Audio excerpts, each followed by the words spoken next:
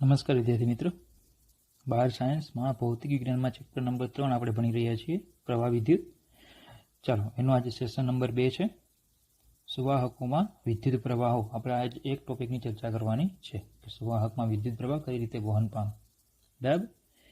ચાલો, તો સુવાહકમાં વિદ્યુત પ્રવાહો પ્રશ્ન કંઈક તમને આવો પૂછે કે મુક્ત વિદ્યુત ભાર અને બંધિત વિદ્યુત ભારની ચર્ચા કરી સુવાહકમાં વિદ્યુત પ્રવાહ કેવી રીતે રચાય છે તે જણાવો.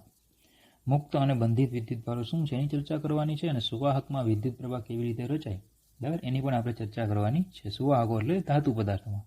તો પહેલાં આપણે એ સમજીએ, સુવાહકો એટલે આપણે કીધું એ પ્રમાણે ધાતુ પદાર્થ, કે ધાતુ પદાર્થનું નિર્માણ કઈ રીતે થાય. પહેલાં આપણે નિર્માણની ચર્ચા કરીએ કે ધાતુ પદાર્થ છે, બરાબર, એનું નિર્માણ કઈ રીતે થાય. તો ધાતુ પદાર્થનું નિર્માણ થાય ત્યારે પિતૃ પરમાણુ જે હોય, પિતૃ પરમાણુમાંથી ઇલેક્ટ્રોન મુક્ત થાય અને ધાતુના આયન બને. બરાબર. આ જે આયનો છે એ ધાતુમાં એક નિશ્ચિત સ્થાનોએ ગોઠવાયેલા હોય છે, નિશ્ચિત સ્થાને ગોઠવાય છે, જેને આપણે લેટિસ બિંદુઓ કહીએ છીએ.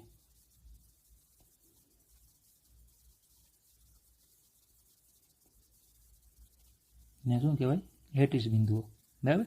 એ જે આયનો છે એ ધન આયનો નિશ્ચિત સ્થાનોએ ગોઠવાયેલા હોય છે, તે ગતિ કરતા હોતા નથી. એમને કહેવામાં આવે છે, એમના જે સ્થાનો છે એમને સ્થાનો કહેવામાં આવે છે લેટિસ સ્થાનો અથવા લેટિસ પોઈન્ટ. બરાબર, એ પણ તમને ખ્યાલ જ છે. તો આ ધાતુ પદાર્થમાં ધન આયનો નિશ્ચિત સ્થાનોએ ગોઠવાયેલા હોય છે. ધન આયનો જે છે એ શું હોય? નિશ્ચિત સ્થાનોએ શું હોય છે? ગોઠવાયેલા હોય છે. બરાબર. ચાલો, અને એમની વચ્ચેનો જે અવકાશ છે એમાં ઇલેક્ટ્રોન જે છે એ ગતિ કરવા માટે મુક્ત હોય છે, અને તે શું કરતા હોય છે? અસ્તવ્યસ્ત બધી દિશાઓમાં ગતિ કરતા હોય છે. જે ઇલેક્ટ્રોન છે એ કેવા હોય છે? મુક્ત હોય છે, જે ધાતુમાં અસ્તવ્યસ્ત ગતિ કરતા હોય છે. અસ્તવ્યસ્ત ગતિ કરે છે. બરાબર. એ જે આયનો છે એ ઇલેક્ટ્રોન છે એ અસ્તવ્યસ્ત ગતિ કરતા હોય છે. હવે ધારો કે આપણે આજે ધાતુ પદાર્થ છે, બરાબર, એને આપણે બાહ્ય વિદ્યુત ક્ષેત્રમાં લાવીએ. ધારો કે આજે ધાતુ પદાર્થ છે એને આપણે હું બાહ્ય વિદ્યુત ક્ષેત્ર આપું. બરાબર. ચાલો, અહીંયા ધન વીજભાર છે. ધારો કે એક પ્લેટ લીધી આપણે કેપેસિટર પ્રકારની, અને ઋણ વીજભાર છે, એટલે વિદ્યુત ક્ષેત્ર પ્લસથી માઇનસ આ દિશામાં નિર્માણ પામશે, વેક્ટર ઈ. બરાબર. હવે આપણે એવું ભણી ગયા છીએ કે વિદ્યુત ક્ષેત્રમાં ધન વીજભાર પર ક્ષેત્રની દિશામાં બળ લાગે, જ્યારે ઋણ વીજભાર ઉપર ક્ષેત્રની વિરુદ્ધમાં બળ લાગે. બરાબર. એટલે જ્યારે આપણે ધાતુ પદાર્થને બાહ્ય વિદ્યુત ક્ષેત્રમાં મૂકશું એટલે શું થશે કે એમના જે વિદ્યુત ભારો છે એમની ઉપર બળ લાગે. બરાબર. બળ લાગશે તો એ શું કરે છે? કોઈ ચોક્કસ દિશામાં ગતિ કરશે. હવે ધન વિદ્યુત ભાર તો ગતિ કરવાના નથી, તો ગતિ કરશે કોણ? જે ઇલેક્ટ્રોન છે તે ક્ષેત્રની વિરુદ્ધ દિશામાં ચોક્કસ દિશામાં ગતિ કરશે, અને વિદ્યુત ભાર ગતિ કરે એટલે શું થશે? વિદ્યુત પ્રવાહ રચાશે. બરાબર. વિદ્યુત ભાર ગતિ કરશે એટલે શું થશે? તો કે વિદ્યુત પ્રવાહનું નિર્માણ થશે. બરાબર. ચાલો, તો આ થઈ ગયું ધાતુ પદાર્થનું નિર્માણ. તો જો સુવાહકોને વિદ્યુત ક્ષેત્ર લાગુ પાડવામાં આવે, જો આપને ચોપડીમાં ધાતુ પદાર્થ કઈ રીતે નિર્માણ પામે નથી આપ્યું, ડાયરેક્ટ ક્યાંથી આપ્યું કે ભાઈ આ સુવાહક છે, એ સુવાહકને તમે વિદ્યુત ક્ષેત્ર લાગુ પાડો તો શું થાય? તો એમાં જે વિદ્યુત ભારો છે એમની પર બળ લાગશે. બળ લાગશે એટલે વિદ્યુત ભારો ગતિ કરશે. પણ ધાતુ પદાર્થમાં ધન વિદ્યુત ભાર ગતિ કરવાનો નથી. ગતિ કોણ કરશે? ઇલેક્ટ્રોન. અને વિદ્યુત ભાર ગતિ કરશે એટલે પ્રવાહનું નિર્માણ થશે. બરાબર. ચાલો, તો જો સુવાહકને વિદ્યુત ક્ષેત્ર લાગુ પાડવામાં આવે તો વિદ્યુત ભારો બળ અનુભવે છે. હમણાં કીધું એ પ્રમાણે વિદ્યુત ક્ષેત્ર લાગુ પાડશું, આપણે વિદ્યુત ક્ષેત્ર લાગુ પાડશું એટલે વિદ્યુત ભારો બળ અનુભવે છે. જો તે મુક્ત હોય એટલે કોણ? દાખલા તરીકે ઇલેક્ટ્રોન, તો તે ગતિ કરશે અને વિદ્યુત પ્રવાહ રચશે. બરાબર. આ ધાતુ પદાર્થમાં ઇલેક્ટ્રોન હોય, તો એ રીતે આપણે હમણાં આગળ જોઈએ કે જુદા જુદા પદાર્થોમાં જુદા જુદા વિદ્યુત ભાર વાહકો હોય. બરાબર. ચલો, આટલું ક્લિયર થઈ ગયું.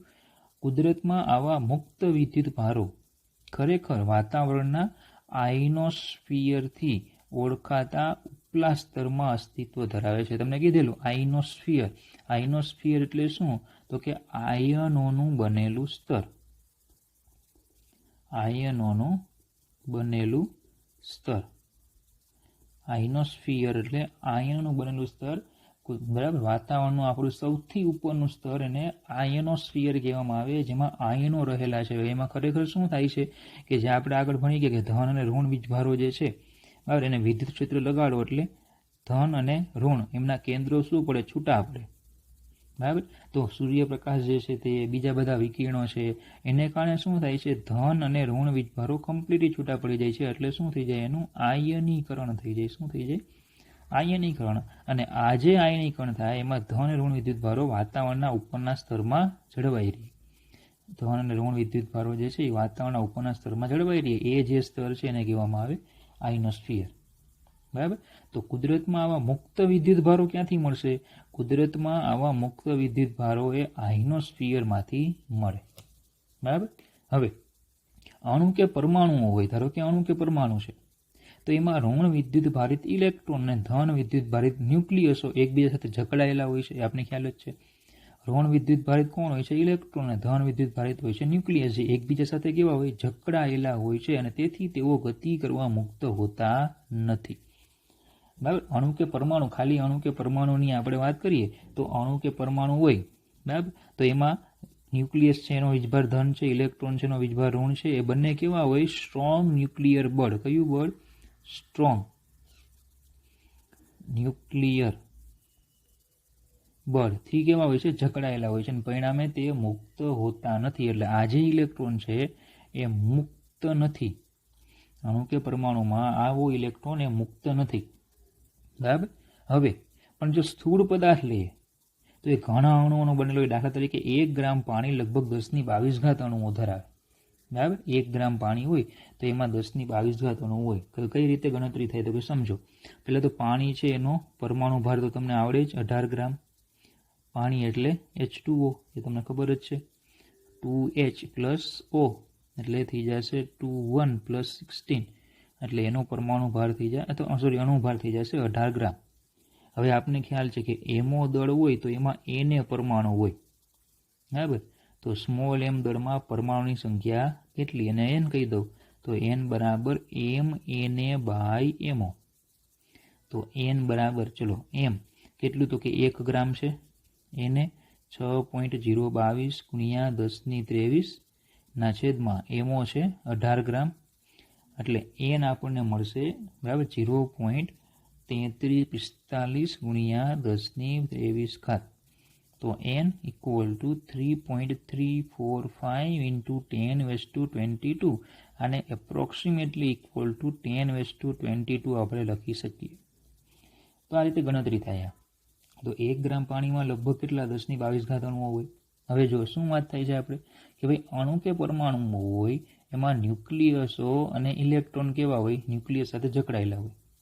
હવે એ અણુ કે પરમાણુઓ ભેગા થાય એટલે પદાર્થ બને. તો આખો પદાર્થ લઈએ તો એમાં ઘણા બધા અણુઓ હોય.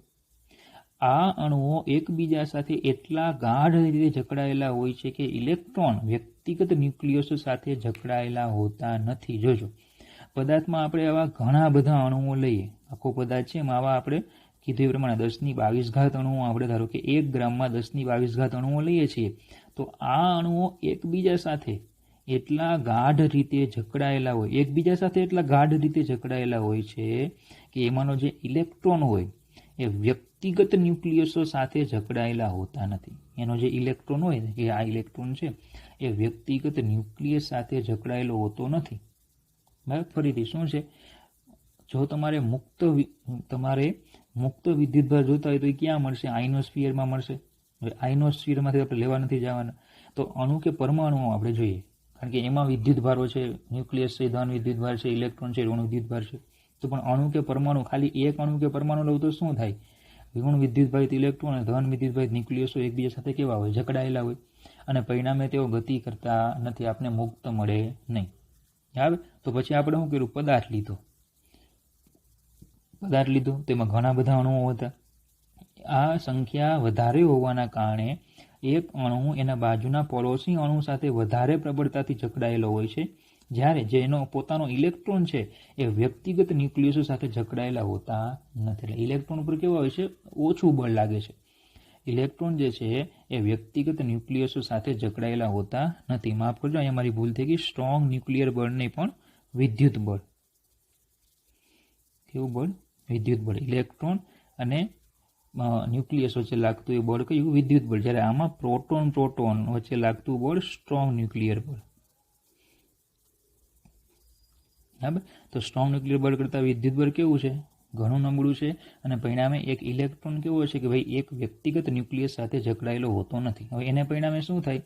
કેટલાક પદાર્થમાં ઇલેક્ટ્રોન બંધિત હોય છે, એટલે કે વિદ્યુત ક્ષેત્ર લગાડવા છતાં તેઓ પ્રવેગિત થતા નથી. આવા પદાર્થોને અવાહકો કહેવાય. દાખલા તરીકે અધાતુ, આપણે આગળ પણ વાત કરી ગયા છે આ બધી. કેટલાક પદાર્થોમાં ઇલેક્ટ્રોન મુક્ત હોય છે, જેથી તેઓ સમગ્ર પદાર્થમાં ગતિ કરી શકે છે. દાખલા તરીકે ધાતુ પદાર્થોમાં. આવા પદાર્થોને સુવાહકો કહે છે. તેમને વિદ્યુત ક્ષેત્ર લગાડતા તેઓમાં વિદ્યુત પ્રવાહ રચાય છે. બરાબર. તો આખું ક્લિયર થાય તમને શું વાત હતી કે મુક્ત વિદ્યુતભારો ખરેખર ક્યાં આવે છે? વાતાવરણના ઉપરના સ્તરમાં, એટલે કે આઇનોસ્ફિયરમાં આવે છે. હવે અણુ કે પરમાણુઓની વાત કરીએ તો એમાં તો ઇલેક્ટ્રોન બંધિત હોય છે, મુક્ત હોતા નથી. પણ જો ઘણા બધા અણુઓ આપણે ધ્યાનમાં લઈએ તો એમાં અણુઓ એટલી બધી સંખ્યાના છે કે પોતાના બીજા અણુઓ સાથે તે ગાઢ રીતે જકડાયેલા હોય ને પરિણામે ઇલેક્ટ્રોન વ્યક્તિગત ન્યુક્લિયસો સાથે જકડાયેલો હોતો નથી. બરાબર. તો ચલો, કેટલાક પદાર્થોમાં ઇલેક્ટ્રોન બંધિત હોય છે, વિદ્યુત ક્ષેત્ર લગાડવા છતાં તેઓ પ્રવેગિત થતા નથી. આવા પદાર્થો અવાહકો. જ્યારે કેટલાક પદાર્થોમાં ઇલેક્ટ્રોન મુક્ત હોય છે, જેથી તેઓ સમગ્ર પદાર્થમાં ગતિ કરે, અને આવા પદાર્થોને સુવાહક કહેવાય. અને તેમને વિદ્યુત ક્ષેત્ર લગાડતા તેમાં વિદ્યુત પ્રવાહ રચાય. આ તરીકે ધાતુ પદાર્થો. બરાબર. ચાલો, હવે થોડીક ધાતુ પદાર્થોની પાછી થોડીક ચર્ચા કરી લઈએ. બરાબર. ધાતુ પદાર્થોનું નિર્માણ આપણે હમણાં કીધું કે ભાઈ ધાતુ પદાર્થનું નિર્માણ થાય એટલે બરાબર ધન આયનો છે એ ચોક્કસ સ્થાનોએ ગોઠવાયેલા હોય છે. એમની વચ્ચેના અવકાશમાં ઇલેક્ટ્રોન છે એ અસ્તવ્યસ્ત ગતિ કરતા હોય છે. સુવાહક છે તેમાં ઇલેક્ટ્રોન અસ્તવ્યસ્ત શું કરતા હોય છે? ગતિ કરતા હોય છે. હવે જો આપણે આમાં કોઈ એક આડછેદ વિચારીએ તો આડછેદની એક બાજુ જેટલા ઇલેક્ટ્રોન જશે બીજી બાજુ એટલા જ ઇલેક્ટ્રોન જાય છે. એક બાજુ જેટલા ઇલેક્ટ્રોન જાય બીજી બાજુ તેટલા જ ઇલેક્ટ્રોન જાય. પરિણામે કોઈ પણ આડછેદમાંથી પસાર થતો વિદ્યુતભારનો ચોખ્ખો જથ્થો કેવો? 0. અને પરિણામે એમાં પ્રવાહ કેવો થાય? 0. પણ જો આપણે આ સુવાહકને વિદ્યુત ક્ષેત્ર આપણે મૂકીએ, આ સુવાહકને વિદ્યુત ક્ષેત્રમાં મૂકશું, હવે ધારો કે મેં આ બાજુ ધન વિદ્યુતભાર આપી દીધો, વિદ્યુત ક્ષેત્ર મૂકી દીધું, આ બાજુ ઋણ આપી દીધું, એટલે શું થઈ ગયું? પ્લસથી માઇનસ વિદ્યુત ક્ષેત્ર આવી ગયું. દાખલા તરીકે કેપેસિટર જે હમણાં લીધું એમ.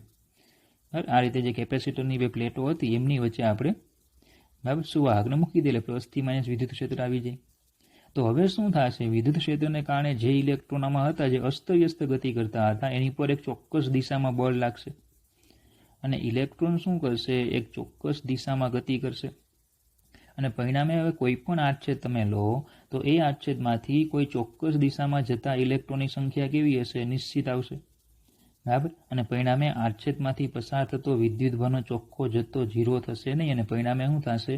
પ્રવાહ નોટ ઇક્વલ ટુ 0. અને પરિણામે હવે આમાં પ્રવાહનું વહન થાય. ઓકે. તો જો ઘન સુવાહક પદાર્થમાં પરમાણુઓ એકબીજા સાથે દળ રીતે જકડાયેલા હોવાથી ઋણ વિદ્યુતભારિત ઇલેક્ટ્રોન વિદ્યુત પ્રવાહનું વહન કરે છે. મને કીધું એ પ્રમાણે કે ઘન સુવાહક છે એમાં પરમાણુઓ એટલે કે જે ધન વિદ્યુતભારિત આયનો છે તે એકબીજા સાથે દળ રીતે જકડાયેલા હોય છે, અને ઋણ વિદ્યુતભારિત ઇલેક્ટ્રોન વિદ્યુત પ્રવાહનું વહન કરે છે. વિદ્યુત દ્રાવણ જેવા સુવાહકમાં ધન અને ઋણ એમ બંને પ્રકારના વિદ્યુતભારો ગતિ કરે છે. વિદ્યુત દ્રાવણ એવો સુવાહક એટલે કે H2SO4 છે કે પછી H2O છે, એમાં ધારો કે H2O હોય તો H+O-2, બરાબર. આ બધા જે આ વિદ્યુતભારો છે, H2SO4 છે તો H+SO4-2, આ આયનો છે, આ આયનો ગતિ કરતા હોય છે. ટૂંકમાં એમ કહેવાય કે ધન અને ઋણ એમ બંને પ્રકારના વિદ્યુતભારો ગતિ કરી શકે છે. કેમાં?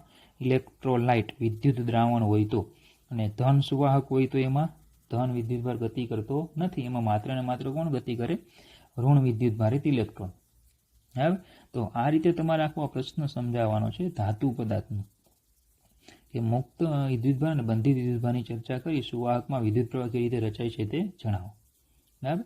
તો સ્ટોરી જેવું છે, યાદ રાખવાનું ખાલી. પરીક્ષાની દ્રષ્ટિએ તો બહુ એટલું બધું ઇમ્પોર્ટન્સ નથી આ. ચાલો બીજું, ઘન વાહક પદાર્થમાં વિદ્યુત ક્ષેત્રની ગેરહાજરીમાં સાથી વિદ્યુત પ્રવાહ મળતો નથી. આપણે કહેવાનું તે હમણાં આપણે ચર્ચા કરી જ ગયા છીએ કે ભાઈ ધન સુવાહક હોય તો એમાં ધન વિદ્યુતભાર હોય અને ઇલેક્ટ્રોન જે છે એમની વચ્ચેના અવકાશમાં અસ્તવ્યસ્ત ગતિ કરતા હોય. આ અસ્તવ્યસ્ત ગતિ દરમિયાન અસ્તવ્યસ્ત ગતિ કરે તો આવે ક્યાંથી? તો કે એની પાસે ટી તાપમાન હોય એટલે 3/2 kBT જેટલી ઉષ્મા ઉર્જા હોય, ઉષ્મીય ઉર્જા હોય જે એને ગતિ ઉર્જા સ્વરૂપમાં મળે. ઉષ્મીય ઉર્જા હોય જે ગતિ ઉર્જા સ્વરૂપમાં મળે ને એ ગતિ ઉર્જાને કારણે ઇલેક્ટ્રોન અસ્તવ્યસ્ત ગતિ કરતા હોય છે. બરાબર. એ ગતિ દરમિયાન શું થાય છે? બીજું આયનો સાથે અથડાશે.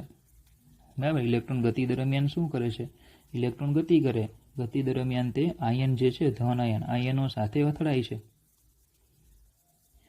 છે ને ફરી પાછળ શું થાય છે? તેનો અથડામણ પછી વેગની દિશા એ નિશ્ચિત હોતી નથી. વેગની દિશા નિશ્ચિત નથી. ફરી પાછો વેગ પ્રાપ્ત કરે પણ વેગની દિશા કોઈ નિશ્ચિત હોતી નથી. અને પરિણામે શું થાય છે કે કોઈ પણ એક આડછેદ લઈએ આપણે તો એ આડછેદમાંથી પસાર થતા વિદ્યુતભારનો ચોખ્ખો જથ્થો કેવો હોય છે? 0. ક્ષેત્રની ગેરહાજરીમાં પરિણામે પ્રવાહ કેવો હોય છે? 0. જો એ જ વસ્તુ છે. ઇલેક્ટ્રોન ઉષ્મીય ઉર્જાને કારણે ગતિ કરતા હોય છે અને તે ગતિ દરમિયાન જડિત આયનોની સાથે અથડાતા હોય છે. જડિત આયનોની સાથે શું થાય? અથડાતા હોય. આવી આયન સાથેની અથડામણ બાદ ઇલેક્ટ્રોન ફરી પાછા તે જ ઝડપથી ગતિ ચાલુ કરશે. એટલે ફરી પાછો શું કરશે? તે ઝડપ પ્રાપ્ત કરશે જે તેમની અથડામણ પહેલાની ઝડપ હતી, પરંતુ તેમના અથડામણ પછીના વેગની દિશા અસ્તવ્યસ્ત હશે. અથડામણ પછી વેગ કેવો હશે? અસ્તવ્યસ્ત હશે. આપેલા સમયે આવા ઇલેક્ટ્રોનના વેગ માટે કોઈ ચોક્કસ પસંદગીની દિશા નહીં હોય. ઇલેક્ટ્રોનના વેગ માટે પસંદગીની ચોક્કસ દિશા ન હોય અને આમ સરેરાશ રીતે કોઈ ચોક્કસ દિશામાં ગતિ કરતા ઇલેક્ટ્રોનની સંખ્યા તેનાથી વિરુદ્ધ દિશામાં ગતિ કરતા ઇલેક્ટ્રોનની સંખ્યા જેટલી જ હશે. કોઈ ચોક્કસ દિશામાં ગતિ કરતા ઇલેક્ટ્રોનની સંખ્યા તેનાથી વિરુદ્ધ દિશામાં ગતિ કરતા ઇલેક્ટ્રોનની સંખ્યા જેટલી જ હોય અને કોઈ ચોખ્ખો વિદ્યુત પ્રવાહ રચાતો નથી. બરાબર. સિગ્મા ક્યુ બરાબર 0 થાય અને પરિણામે પ્રવાહ પણ કેવો થાય? 0. આ ક્ષેત્ર ગેરહાજર હોય ત્યારની સ્થિતિની આપણે ચર્ચા કરી. બરાબર. હવે જો ક્ષેત્ર હાજર હોય તો શું થાય? તો જો ઘન વાહક પદાર્થમાં વિદ્યુત ક્ષેત્રની હાજરીમાં મળતા વિદ્યુત પ્રવાહની સમજૂતી આપો. ચાલો ઘન વાહક ફરીથી આપણે લીધો પણ એને આપણે વિદ્યુત ક્ષેત્રની હાજરીમાં. હવે વિદ્યુત ક્ષેત્ર કઈ રીતે મળે? તો કે આપણે શું કરીશું કે વિદ્યુત ક્ષેત્ર માટે ધારો કે મેં આવી વર્તુળાકાર તકતી લીધી. બરાબર. વિદ્યુત ક્ષેત્ર માટે હું શું કરું છું કે મેં આવી વર્તુળાકાર ડિસ્ક લીધી. એ વર્તુળાકાર ડિસ્કને હું આ જે ધાતુ પદાર્થ છે એની બંને બાજુ લગાડી દઉં છું. આ જે ડિસ્ક રાખી એને મેં બરાબર ધાતુ પદાર્થ છે એની બંને સાઈડ હું આ રીતે વર્તુળાકાર ડિસ્ક જે છે એ આપણે મૂકી દઈએ છીએ. બરાબર. પણ એક બાજુ છે તો શું કરશું? ધન વિદ્યુત ભારિત લઈશું અને બીજી બાજુ જે છે એ ડિસ્ક ઋણ વિદ્યુત ભારિત છે. એક સાઈડ એ ડિસ્ક પર ધન વિદ્યુત ભાર છે અને બીજી બાજુ એની પર ઋણ વિદ્યુત ભારિત છે. દાખલા તરીકે ધારો કે આ જે આર ત્રિજ્યાની ડિસ્ક છે, બરાબર, એમાં આ જે ડિસ્ક છે એની પર પ્લસ ક્યુ વિદ્યુત ભાર છે, તકતી ઉપર પ્લસ ક્યુ ને અહીંયા તકતી ઉપર માઇનસ ક્યુ વિદ્યુત ભાર છે. બરાબર. ચાલો તો હવે શું થશે તો કે પ્લસથી માઇનસ ચોક્કસ દિશામાં ક્ષેત્ર મળશે અને ક્ષેત્રને કારણે આમાં રહેલા જે ઇલેક્ટ્રોન છે એ પર્ટિક્યુલર કોઈ એક દિશા એટલે કે ક્ષેત્રની વિરુદ્ધ દિશામાં ગતિ કરશે. વિરુદ્ધ દિશામાં ગતિ કરશે અને પરિણામે શું થશે? પ્રવાહ નિર્માણ થાય. હવે પણ શું થશે? પ્રવાહ નિર્માણ તો થશે પણ ઇલેક્ટ્રોન, બરાબર, આ ઇલેક્ટ્રોન આમાં જે છે એ આ તકતી ઉપર આવીને શું કરશે? તટસ્થ કરી નાખશે. ઇલેક્ટ્રોન અહીંયા જમા થશે એટલે આનો વિદ્યુતભાર ઘટતો જશે કે નહીં? એને શું કરશે? તટસ્થ કરશે. અને જેવી તકતી તટસ્થ થઈ જાય એટલે ક્ષેત્ર કેવું થઈ જશે? નાબૂદ થઈ જશે. તકતી તટસ્થ થાય એટલે ક્ષેત્ર કેવું થાય? નાબૂદ થઈ જાય. ક્ષેત્ર નાબૂદ થઈ જાય એટલે હવે ઇલેક્ટ્રોન ગતિ કરે ને એટલે આપણને કેવો પ્રવાહ મળે? કંઈક સમય માટે પ્રવાહ મળશે. પણ જો આપણે એવી કોઈ રચના કરીએ કે ભાઈ આ જે તકતી છે એને ધન વિદ્યુતભાર મળતો જ રહે, કોઈ એવી રચના કરો કે આ તકતીને ધન વિદ્યુતભાર મળતો જ જાય, તો પછી આમાંના ઇલેક્ટ્રોન શું કરશે? ગતિ કર્યા જ રાખશે. કારણ કે ધાતુ પદાર્થ છે એમાં તો અસંખ્ય ઇલેક્ટ્રોન રહેલા છે. એ ગતિ કર્યા જ રાખશે અને આપણને સતત પ્રવાહ મળતો જશે. હવે એવી કેવી ગોઠવણી કરવી કે ભાઈ આને આપણે ધન વિદ્યુતભાર આપતા જ જઈએ?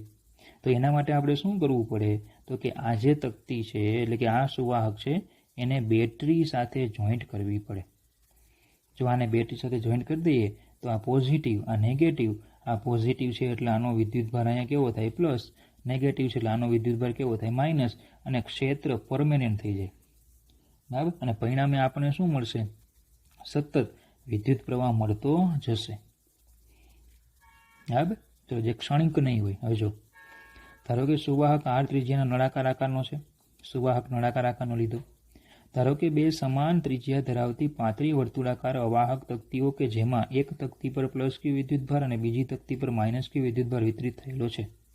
તેને નળાકારના બે વર્તુળાકાર સપાટીઓ સાથે જોડીએ. બે વર્તુળાકાર સપાટી છે ત્યાં જોડી દીધી. ધન વિદ્યુતભારથી ઋણ વિદ્યુતભાર તરફ વિદ્યુત ક્ષેત્ર ઉત્પન્ન થાય. 100% વિદ્યુત ક્ષેત્ર ઉત્પન્ન થાય છે. આ ક્ષેત્રને કારણે ઇલેક્ટ્રોન +Q વિદ્યુતભાર તરફ પ્રવેગિત થશે. એ કીધું એમ. આમાં ઇલેક્ટ્રોન છે એ શું થાય? +Q વિદ્યુતભાર તરફ પ્રવેગિત થશે. તેઓ ધન વિદ્યુતભારને તટસ્થ કરે. હવે જેમ તે ધન તકતી ઉપર આવતા જશે તેમને તટસ્થ કરતા જશે, એટલે કે વિદ્યુતભાર ઘટતો જશે એટલે તટસ્થ કરી નાખશે. જ્યાં સુધી ઇલેક્ટ્રોન ગતિ કરતા હશે ત્યાં સુધી પ્રવાહ રચાશે. ઇલેક્ટ્રોન જ્યાં સુધી ગતિ કરશે ત્યાં સુધી શું થાય? પ્રવાહ રચે. અહીં થોડા સમય માટે પ્રવાહ મળે ને ત્યારબાદ પ્રવાહ નહીં હોય. તમને કીધું એ પ્રમાણે. કેમ થોડા સમય માટે? કારણ કે આની પર વિદ્યુતભાર જ્યાં સુધી હોય ત્યાં સુધી પ્રવાહ મળે, તટસ્થ થઈ જાય પછી ક્ષેત્ર વયું જાય, ક્ષેત્ર જતું રહે એટલે ઇલેક્ટ્રોન કોઈ ચોક્કસ દિશામાં ગતિ કરશે નહીં અને પરિણામે પ્રવાહ પણ કેવો થઈ જાય? 0. બરાબર. હવે એવું તંત્ર વિચારો કે જેમાં સુવાહકના બનેલા ઇલેક્ટ્રોન દ્વારા તટસ્થ થતા વિદ્યુતભારોને સ્થાને નવો વિદ્યુતભાર નળાકારના છેડા આગળથી મળતો રહે. બરાબર. સુવાહકમાં વહેતા ઇલેક્ટ્રોન દ્વારા તટસ્થ થતા વિદ્યુતભારોને સ્થાને, જે પેલો વિદ્યુતભાર +Q વિદ્યુતભાર હતો એટલે તટસ્થ થઈ જતો, હવે એને સ્થાને નવો વિદ્યુતભાર નળાકારના છેડા આગળથી મળતો રહે. એટલે કે આને વિદ્યુતભાર ધન વિદ્યુતભાર જે છે એને મળતો જાય. એમ ધન વિદ્યુતભાર છે એને મળતો જ રહે. તે કિસ્સામાં સુવાહક પદાર્થની અંદર સ્થાયી વિદ્યુત ક્ષેત્ર રચાશે. એટલે જે ક્ષેત્ર +થી - હતું એ કેવું થઈ જાય? સ્થાયી ક્ષેત્ર રચાય. આ સ્થિતિ ટૂંકા સમયગાળા માટેના પ્રવાહને બદલે સતત પ્રવાહમાં પરિણમશે.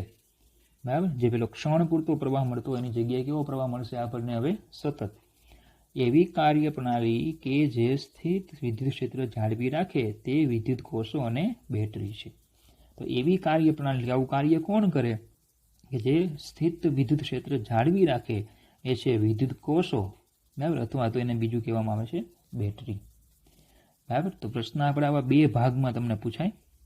એક તો સાથી ક્ષેત્રની ગેરહાજરીમાં પ્રવાહ કેમ નથી, અને ક્ષેત્રની હાજરીમાં એવું તે શું થાય કે પ્રવાહનું નિર્માણ થાય. બરાબર. તો આ આપણો ટોપિક હતો આજનો. ઓકે. ચાલો હવે બીજા કેટલાક એક્સ્ટ્રા વાતો છે. વિદ્યુત પ્રવાહની દિશા. હવે ઘણી વખત એવું પૂછે કે સર વિદ્યુત પ્રવાહ કઈ દિશામાં હોય? હવે ખરેખર વિદ્યુત પ્રવાહ છે ને યાદ રાખજો, વિદ્યુત પ્રવાહ એ અદિશ રાશિ છે. વિદ્યુત પ્રવાહ કેવી રાશિ છે? અદિશ રાશિ છે. એટલે એને કોઈ દિશા હોતી નથી. પણ કઈ રીતે? સદિશની જેમ રજૂઆત થાય નહીં એની. બરાબર. જો કે આપણે આગળ જતા પ્રવાહને સદિશની જેમ રજૂ કરશું, પણ હમણાં એ વાતનું કોઈ ચર્ચા કરવાની નથી. એટલે વિદ્યુત પ્રવાહ કેવી રાશિ છે? અદિશ. કારણ કે I = Q/T આપણે લઈએ તો એમાં Q કેવો છે? અદિશ. વિદ્યુતભાર અદિશ એટલે વિદ્યુત પ્રવાહ પણ અદિશ. પણ વિદ્યુત પ્રવાહની દિશા રૈવાજિક રીતે આ રીતે નક્કી થઈ કે સૌપ્રથમ બેન્જામિન ફ્રેન્કલી એવું કીધું કે ધન વિદ્યુતભાર ગતિ કરે અને પ્રવાહનું નિર્માણ કરે. અને પરિણામે રૈવાજિક રીતે એવી છે કે ધન વિદ્યુતભાર જે દિશામાં ગતિ કરે એ દિશામાં વિદ્યુત પ્રવાહને લેવામાં આવે. બરાબર. એને રૈવાજિક વિદ્યુત પ્રવાહ કહેવાય. આ પહેલી વાત. બરાબર. રૈવાજિક રીતે વિદ્યુત પ્રવાહની દિશા ધન વિદ્યુતભારની ગતિની દિશામાં લેવામાં આવે, જેને રૈવાજિક વિદ્યુત પ્રવાહ કહે છે. પણ એના પછી જે થોમ્સને ઇલેક્ટ્રોનની શોધ કરી ત્યારે એવું જણાયું કે ધન વિદ્યુતભાર ગતિ કરતો નથી. ગતિ તો કોણ કરે છે? ઇલેક્ટ્રોન. અને પછીથી એવું નક્કી થયું કે ભાઈ જે ઇલેક્ટ્રોન ગતિ કરે છે તો જે પ્રવાહ રચાય છે એને કહેવાય ઇલેક્ટ્રોન પ્રવાહ. એટલે જે રૈવાજિક પ્રવાહ હતો, આ રૈવાજિક પ્રવાહ, એને હવે શું કહેવામાં આવે? ઇલેક્ટ્રોન પ્રવાહ. અને કઈ દિશામાં? તો કે ઇલેક્ટ્રોનની ગતિની વિરુદ્ધ દિશામાં પ્રવાહ હોય. કઈ દિશામાં? ઇલેક્ટ્રોનનો પ્રવાહ જે દિશામાં હોય એની વિરુદ્ધ દિશામાં પ્રવાહ હોય છે. ઇલેક્ટ્રોનનો પ્રવાહ જે દિશામાં હોય એની વિરુદ્ધ દિશામાં પ્રવાહ હોય એને કહેવાય ઇલેક્ટ્રોન પ્રવાહ. તો જો ઋણ વિદ્યુતભારિત ઇલેક્ટ્રોનની ગતિને કારણે પ્રવાહ સર્જાતો હોવાથી વિદ્યુત પ્રવાહની દિશા ઇલેક્ટ્રોનના પ્રવાહની વિરુદ્ધ દિશામાં. ટૂંકમાં શું યાદ રાખવાનું? ધન વિદ્યુતભારની ગતિની દિશામાં પ્રવાહ હોય અને ઇલેક્ટ્રોનની ગતિની વિરુદ્ધ દિશામાં પ્રવાહ હોય. બરાબર? ધન વિદ્યુતભાર ધારો કે છે, ધન વિદ્યુતભાર જે દિશામાં ગતિ કરે, આ એની ગતિની દિશા હોય તો પ્રવાહ પણ એ દિશામાં હોય. અને ઋણ વિદ્યુતભારિત ઇલેક્ટ્રોન છે, ધારો કે આ એની ગતિની દિશા હોય તો પ્રવાહ એની વિરુદ્ધ દિશામાં લેવાનો. હવે શું થાય? જો ધારો કે આ સુવાહક છે, હવે આપણે એને વિદ્યુત પ્રવાહ નિર્માણ પામવું હોય તો એને આપણે વિદ્યુત ક્ષેત્ર લગાડવું પડશે, એટલે કે બેટરી વડે જોઈન્ટ કરવું પડશે. તો આ ધન ધ્રુવ હોય, આ ઋણ ધ્રુવ હોય, તો આ પોઝિટિવ થાય, આ નેગેટિવ થાય. તો ધન વિદ્યુતભાર આમાં જે ઇલેક્ટ્રોન છે એ કઈ દિશામાં ગતિ કરશે? ક્ષેત્ર આ દિશામાં નિર્માણ પામે, એટલે ઇલેક્ટ્રોનની દિશા આ હશે. તો આપણે હમણાં શું કીધું? ઇલેક્ટ્રોનની ગતિની વિરુદ્ધ દિશામાં પ્રવાહ હોય, એટલે પ્રવાહ બોલો આ દિશામાં હોય, આ રીતે ઇલેક્ટ્રોનની ગતિની વિરુદ્ધમાં પ્રવાહ હોય. બરાબર? હવે ઇલેક્ટ્રોનની ગતિની વિરુદ્ધમાં મતલબ કે ઇલેક્ટ્રોન જે છે એ બોલો કઈ રીતે ગતિ કરશે? આ દિશામાં ગતિ કરે. આમાં જો હું ઇલેક્ટ્રોનનો પ્રવાહ બતાવું તો ઇલેક્ટ્રોનનો પ્રવાહ આ દિશામાં હોય. બરાબર? જો ઇલેક્ટ્રોનનો પ્રવાહ એ દિશામાં હોય તો આપણે અલ્ટિમેટ એવું પણ કહી શકીએ કે ધન વિદ્યુતભારો છે એનો પ્રવાહ આ દિશામાં હોય રૈવાજિક રીતે. એટલે કે ધન વિદ્યુતભાર આ દિશામાં ગતિ કરે તો ક્ષેત્રની દિશામાં ગતિ કરે કે નહીં? તો એનો પ્રવાહ કેવો હોય? રૈવાજિક પ્રવાહ હોય. બરાબર? પણ જો યાદ રાખજો, ધન વિદ્યુતભાર ગતિ કરતો નથી, પણ આપણે આખું પ્રવાહ વિદ્યુત ભણવા માટે હંમેશા એવું રાખશું કે ગતિ કઈ દિશામાં ગતિ લેશું? ધન વિદ્યુતભારની ગતિની દિશામાં. ધન વિદ્યુતભાર કોઈ દિવસ ગતિ નથી કરવાનો, પણ સમજવાનું શું કે ધન વિદ્યુતભારની ગતિની દિશા જે લઈએ છીએ એની વિરુદ્ધ દિશામાં કોણ ગતિ કરે છે? ઇલેક્ટ્રોન. એટલે પ્રવાહ તો બોલો એક જ દિશામાં થયો. ઓકે, તો આખું ફિઝિક્સ સમજવામાં હંમેશા ધન વિદ્યુતભારને જ ગતિ કરાવવાનો હોય, કારણ કે રિવાજ છે, રૈવાજિક રીત છે, અને એ જ દિશામાં પ્રવાહ હોય. એટલે આપણે હંમેશા જ્યારે બેટરી સાથે જોઈન્ટ કરશું સુવાહકને, તો આ ધન છે તો ચલો ગતિની દિશા, એટલે પ્રવાહ જે છે એ આ દિશામાં જ નિર્માણ પામશે. ઇલેક્ટ્રોનની કોઈ ચર્ચા કરવાની નહીં. સિમ્પલ, સરળતાથી પ્રશ્નો બધા સોલ્વ થઈ જશે. જ્યારે જરૂર પડશે ત્યારે આપણે ઇલેક્ટ્રોનની પણ ચર્ચા કરશું કે ખરેખર આમાં ઇલેક્ટ્રોન ગયો ક્યાં. ઓકે, ચલો, તો આ તમારે 2 પોઈન્ટ યાદ રાખવાના છે. ફરીથી, ધન વિદ્યુતભારની ગતિની દિશામાં પ્રવાહ હોય અને ઇલેક્ટ્રોનની ગતિની વિરુદ્ધ દિશામાં પ્રવાહ હોય. બરાબર? ચલો, બીજો એક પોઈન્ટ છે વિદ્યુત શાસ્ત્ર માટે વિદ્યુતભાર સંરક્ષણનો નિયમ. ચલો, તમને યાદ આવતો હશે, વિદ્યુતભાર સંરક્ષણનો નિયમ તો ચેપ્ટર 1માં પણ આવી ગયો. પણ જો તમને યાદ હોય તો ત્યારે મેં એવું સ્પષ્ટ કીધું હતું કે આ છે ને સ્થિત વિદ્યુત શાસ્ત્ર માટે છે. સ્થિત વિદ્યુત શાસ્ત્ર, ઇલેક્ટ્રોસ્ટેટિક્સ માટે વિદ્યુતભાર સંરક્ષણનો નિયમ હતો કે અલગ કરેલા તંત્રનો કુલ વિદ્યુતભાર અચળ હોય. વિદ્યુતભાર દાખલ થઈ શકે નહીં, વિદ્યુતભાર પદાર્થ બહાર ન નીકળી શકે. બરાબર? પણ વિદ્યુતભાર વિહીન પદાર્થ અંદર બહાર આવ જાવ કરી શકે છે. એ સ્થિત વિદ્યુત શાસ્ત્ર માટે હતો. આ નિયમ છે એ પ્રવાહ શાસ્ત્ર માટે છે. પ્રવાહ વિદ્યુત શાસ્ત્ર માટે વિદ્યુતભાર સંરક્ષણનો નિયમ છે. બરાબર? ચાલો, હવે સમજો કે શું છે આ નિયમમાં. તો જો, ધારો કે એક આ વાહક છે, એક મેં સુવાહક લીધો છે. બરાબર? એમાં જુદા જુદા આડછેદ લીધા છે. ધારો કે આમાંથી જે પ્રવાહ વહન પામે છે એ ધારો કે 10 એમ્પિયર છે.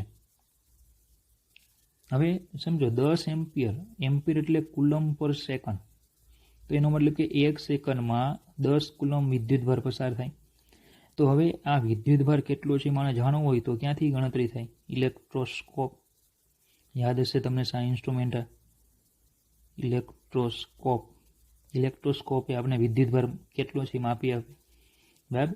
તો હવે સમજો કે ધારો કે આ આડછેદ મેં લીધો, તો આમાંથી 1 સેકન્ડમાં 10 કુલમ વિદ્યુતભાર પસાર થાય છે. એટલે આ આડછેદમાંથી પસાર થતો પ્રવાહ કેટલો હોય? 10 એમ્પિયર હોય. બરાબર? ચલો, મેં પછીનો આડછેદ લીધો, ત્યાં ઇલેક્ટ્રોસ્કોપ જોઈન્ટ કર્યું, તો મને અહીંયા પણ એવું જણાવવાનું કે 1 સેકન્ડમાં આમાં પણ 10 કુલમ જ પસાર થાય. એટલે કે આ આડછેદમાંથી નહીં પ્રવાહ કેટલો? 10 એમ્પિયર. એની પછી મેં આડછેદ લીધો તો એમાં પણ એવું જ આવ્યું, એમાં પણ ઇલેક્ટ્રોસ્કોપે 10 કુલમ જ પ્રવાહ વિદ્યુતભાર કીધો, એટલે 10 એમ્પિયર પ્રવાહ. અને આ આડછેદ લીધો તો એમાં પણ એવું જ આવે છે, 1 સેકન્ડમાં 10 કુલમ વિદ્યુતભાર પસાર થાય. એટલે કે કેટલો પ્રવાહ પસાર થયો? 10 એમ્પિયર. હવે આનો અર્થ એવો થાય કે વાહકના કોઈ પણ આડછેદ આપણે ધ્યાનમાં લઈએ, આડછેદમાં જેટલો વિદ્યુત ભાર જેટલા સમયમાં દાખલ થાય, બરાબર, તેટલો જ વિદ્યુત ભાર પછીના આડછેદમાંથી બહાર આવે. તેટલા જ સમયમાં તેટલો જ વિદ્યુત ભાર તેના પછીના આડછેદમાંથી બહાર આવે. જેટલો વિદ્યુત ભાર દાખલ થાય એટલો જ એમાંથી બહાર આવે. 10 દાખલ થયો તો 1 સેકન્ડમાં 10 દાખલ થયો, 1 સેકન્ડમાં 10 બહાર આવે.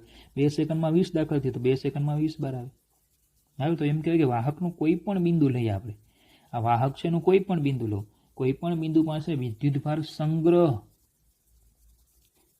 પામતો નથી કે સ્વયં ઉદ્ભવતો નથી, સંગ્રહ પામતો નથી કે સ્વયં ઉદ્ભવતો નથી કે નાશ પામતો નથી. બરાબર, સંગ્રહ થતો નથી, સ્વયં ઉદ્ભવતો નથી કે નાશ પામતો નથી. એટલે કે શું થાય છે? વિદ્યુત ભારનું સંરક્ષણ, ઉર્જા સંરક્ષણ જેવું જ છે. બરાબર, કોઈ પણ આડછેદ આપણે લઈએ, કોઈ પણ બિંદુ લઈએ તો ત્યાં વિદ્યુત ભાર સંગ્રહ પામતો નથી, ઉદ્ભવતો નથી કે નાશ થતો નથી. હવે જો સંગ્રહ પામે તો ધારો કે આજે આડછેદ લીધો આપણે, આ આડછેદમાં 1 સેકન્ડમાં દાખલ થતો વિદ્યુત ભાર 10 કુલમ હોય, જો આમાં સંગ્રહ પામે તો શું થાય? આમાંથી 9 કુલમ જ પસાર થાય. પણ એવું જોવા મળ્યું નહીં, બધામાં 10 કુલમ જ છે. હવે ઉત્પન્ન થતો નથી, ઉત્પન્ન થાય તો શું થાય? વિદ્યુત ભાર વધી જાય. એવું પણ જોવા મળ્યું નહીં, કારણ કે 10 કુલમ જ બધામાં મળ્યો. કે પછી નાશ થતો નથી, નાશ થાય તો પણ શું થાય? વિદ્યુત ભાર ઘટી જાય. એવું પણ જોવા મળતું નથી. ઓકે, હવે પણ તમને એમ થાય કે સર આ તો એ ખરખું હતું, એટલે એવું તમને થઈ ગયું કે ચલો આ 10 જ આવે. પણ ધારો કે મારી પાસે વાહક આવો છે, બરાબર, આ આડછેદમાં 1 સેકન્ડમાં 10 એમ્પિયર એટલે કે 10 કુલમ વિદ્યુતભાર પસાર થયો, તો આ આડછેદ આખામાં 1 સેકન્ડમાં 10 કુલમ વિદ્યુતભાર જ પસાર થાય. ઇલેક્ટ્રોસ્કોપમાં જો એટલે 10 કુલમ જ બતાવે. આ આડછેદમાં પણ 10 કુલમ જ બતાવે. આવો આડછેદ છે એમાં પણ 10 કુલમ જ બતાવે. બરાબર, એટલે આડછેદનો આકાર ગમે તેવો હોય, પણ એક આડછેદમાંથી 1 સેકન્ડમાં જેટલો વિદ્યુતભાર પસાર થાય, પછીના બધા આડછેદમાંથી 1 સેકન્ડમાં એટલો જ વિદ્યુતભાર પસાર થાય. આડછેદનો આકાર કે પરિમાણ ગમે તેવડું હોય. મતલબ કેમ કહેવાય કે ધારો કે એક આ મારી પાસે એક આવો વાહક છે અને બીજો એની સાથે મેં એક આવો વાહક જોઈન્ટ કરી દીધો. બરાબર, મારી પાસે આવા 2 વાહકો છે, એટલે જાણે કે 2 નળીઓ છે એમ. આવા 2 વાહક મારી પાસે છે. ધારો કે મેં આ વાહકમાંથી 10 એમ્પિયર વિદ્યુતપ્રવાહ પસાર કર્યો હોય ને, તો આ બધામાંથી પણ પાછો 10 એમ્પિયર જ પ્રવાહ પસાર થશે. એવું નથી કે મોટો વાહક થઈ ગયો, નાનો ઓછો થઈ ગયો, વધારે થઈ ગયો. તો આ શું છે? વિદ્યુતભાર સંરક્ષણનો નિયમ. વિદ્યુતભારનો જથ્થો કયો હોય? કોન્સ્ટન્ટ જ રહે. બરાબર, તો જો આવી રીતે નિયમ આપ્યો છે. વાહકના કોઈ પણ આડછેદમાં જેટલો વિદ્યુતભાર જેટલા સમયમાં દાખલ થાય, તેટલા સમયમાં તેટલો જ વિદ્યુતભાર તેના પછીના આડછેદમાંથી બહાર આવે. વાહકના કોઈ પણ બિંદુ પાસે વિદ્યુતભાર સંગ્રહ પામતો નથી કે સ્વયં ઉદ્ભવતો નથી કે નાશ પામતો નથી. એટલે કે વિદ્યુતભારનું સંરક્ષણ થાય છે. ઓકે, ચાલો તો આજે આપણે આટલું જ રાખીશું. હવે કાલનો દિવસ અતિ મહત્વનો. જેવી રીતે યંત્રશાસ્ત્ર તમારે ભણવું હોય તો તમારે ન્યૂટનને તમે યાદ કર્યો હતો, બરાબર. પછી વિદ્યુત શાસ્ત્ર આપણે જેવી ભણવાની શરૂઆત કરી, એમાં સ્ટેટિક્સ પહેલાં ભણવું પડે, એમાં આપણે કુલમને યાદ કર્યો. તો હવે આપણે પ્રવાહશાસ્ત્ર ભણવાનું છે.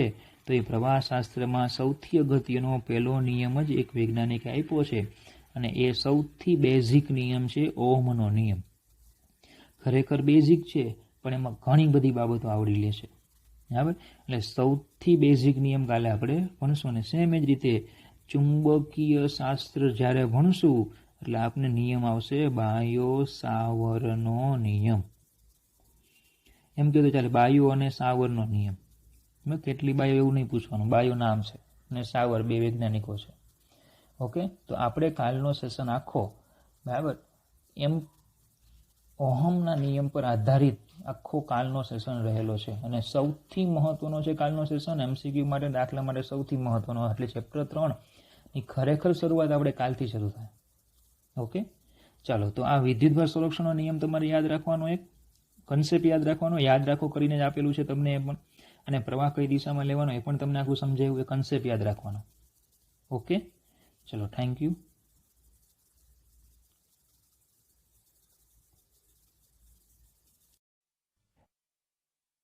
Now we will try to understand the concept of electric current. For that, we will first try to visualize the basic structure of atom of a metallic conductor. Basic nature of metal is that its atom consists of loosely bonded electrons in its outermost cell. This electron is so loosely bonded with the parent atom that any time due to a tiny energy, it may detach from the parent atom. This electron is called free electron. A free electron randomly moves here and there inside the metal. Again, when it gets vacant orbit in other atom, it may associate with that atom but does not stay there permanently. Means, after some time it may again detach from that atom also.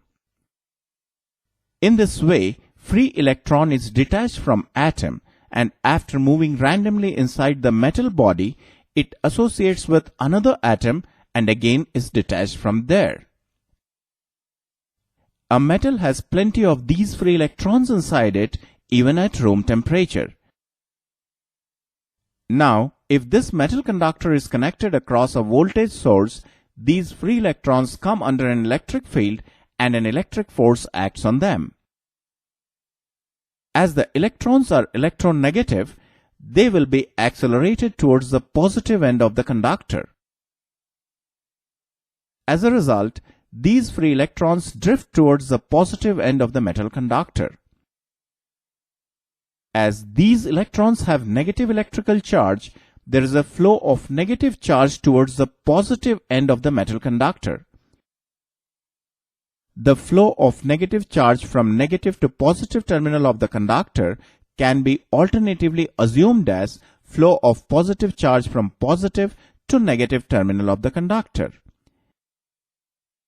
And the rate of flow of positive charge in respect of time from higher potential terminal, that is positive terminal, to lower potential terminal or negative terminal of a conductor is defined as electric current.